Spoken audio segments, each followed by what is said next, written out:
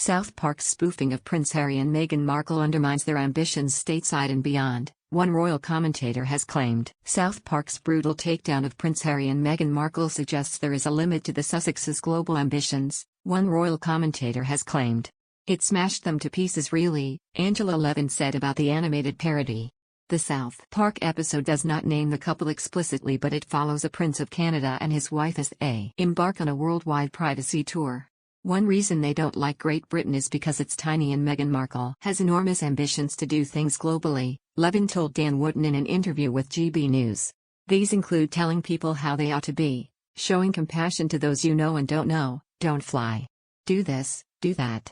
Stand up for being a woman. The royal biographer continued, and here she is crying in this cartoon non-stop when she doesn't get her way. But you cannot put on all that pretense unless you've got substance underneath, before adding, and that particular princess, who I shall not name, hasn't got any substance.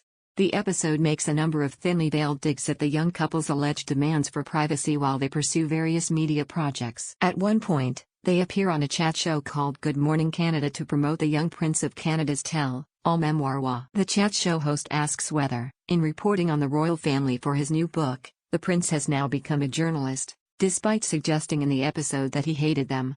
The princess interjects, saying, "We just want to be normal people. All this attention is so hard." The host then counters this statement, proposing that the prince and his wife do not want privacy. The prince and princess then storm off the set before moving to South Park and becoming Kyle's new neighbors. Once they are settled into their new place of residence, the prince is seen playing a drum kit loudly in the street outside his house, yelling, "Hey you! What you looking at? You ever heard of privacy?" They then conduct late-night fireworks displays intended to stop people from noticing them, while the princess declares, how many more princes and his wives have to live in this nightmare?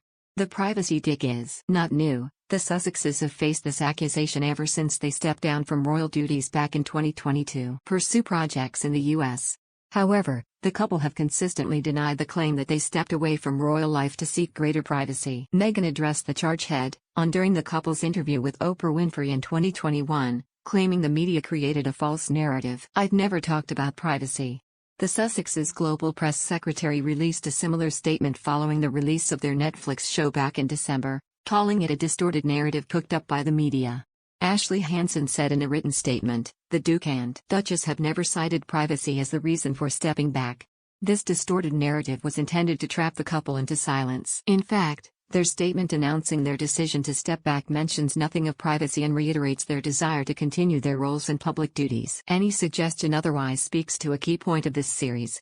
They are choosing to share their story, on their terms, and yet the tabloid media has created an entirely untrue narrative that permeates press coverage and public opinion. The facts are right in front of them. Nonetheless, Meghan is reportedly upset and overwhelmed by how she has been portrayed in South Park, according to a source close to the couple.